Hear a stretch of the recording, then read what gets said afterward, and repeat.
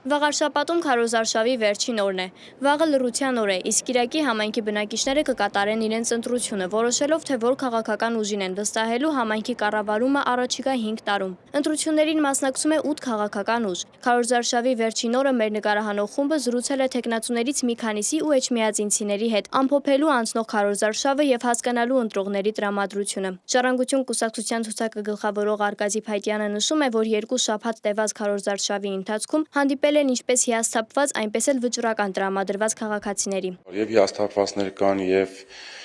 մարդիկ կան, որ արդեն չեն ուզում մասնակցեն, զուտ պատճառաբանելով նախկիններին, գործողներին։ Մենք ոչ նախկին ենք, ոչ գործող ենք եւ գնում ենք առաջ Աստված հուսանք բոլորը լսել են բոլորի կոչերը, այսպես ասած 8 կուսակցություն է մասնակցել եւ ամեն մեկը յուրովի իր ընտրողներին համոզել ենք, կոչ են արել, որ գնան ընտրության եւ մասնակցեն, որովհետեւ այս ընտրությունից է կախված մեր վաղվա օրը։ Հաղթանակ դաշինքը փորձում է ընտրողներին կոնկրետ առաջարկներ ներկայացնել։ Նրանց ծրագրի առանցքային կետերից է գյուղական խորհրդի ձևավորումը, որը պետք է ամեն ամիս ներկայացնի խնդիրները։ Դաշինքի տեխնացուի կարծիքով այս ընտրություններն ավելի ակտիվ են լինելու, բայց նաև շեշտում է, որ մարդկանց մեջ անվստահություն կա։ Համեմատենք նախորդ ընտրությունների հետ 21 թվականի վաղաշաբաթ խոշորացված համայնքի ընտրությունների հետ անհամեմատ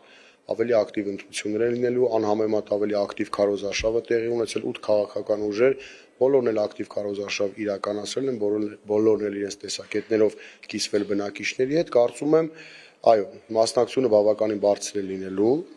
բնակիչների, բայց իհարկե հանդիպել ենք շատ մարդկանց, ովքեր ասում են, որ մենք այլևս չենք մասնակցելու, այլևս չենք հավատում, մի քանի տարի մեկ գալիս են մարդիկ, գալիս են թիմեր, նույն խնդիրների մասին խոսում, սակայն այդ խնդիրները այդպես էլ մնում է չլուծված։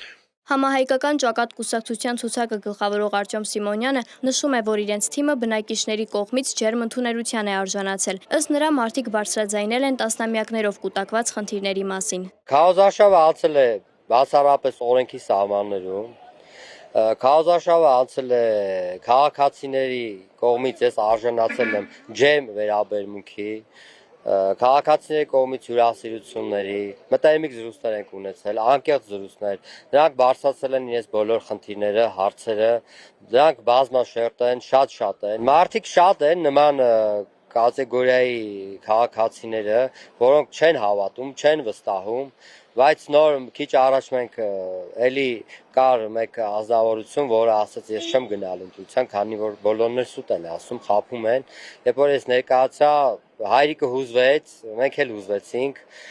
որ անպայման ես գնալու եմ եւ այս համազգեստի տղուն ընտրելու եմ մեր ընտանիքի անդամներով, պարտադիր ներկայացնենք ընտրատեղամաս եւ մեր ձայնը վստահենք համար 2-ին։ Համայնքի խնդիրները բազմաթիվ են։ Մայր Հայաստան դաշինքը խոստանում է ասֆալտապատեր փողոցները, լուծել թափառող շների խնդիրը։ Տեխնացու Գրիշա Հարությունյանը ներկայացնում է այն հիմնական խնդիրները, որոնք բարձրաձայնել են բնակիչները քարոզարշավի ընթացքում։ Վաղարշաբաթ խոշորացված համայնքը գյուղական համայնքները ունեն ոռոգման ջրի խնդիր, գյուղեր կան, որ խմելու ջրի խնդիրներ ունեն, եւ հիմնականում Խոյ համայնքի գյուղերը ամենամեծ խնդիրը, որը որ բարձրացրել են, դա ջերմոցների հետ օրինականացման հարցն է։ Էջմիածին քաղաքում հիմնականում խնդիրները տանիքների հետ կապված, բակերի հետ կապված, ասֆալտապատման խնդիրներ են ավելի շատ, որոնք որ նշեմ, որ մենք փորձառու թիմ ունենք, վաղարշաբաթը լինելու է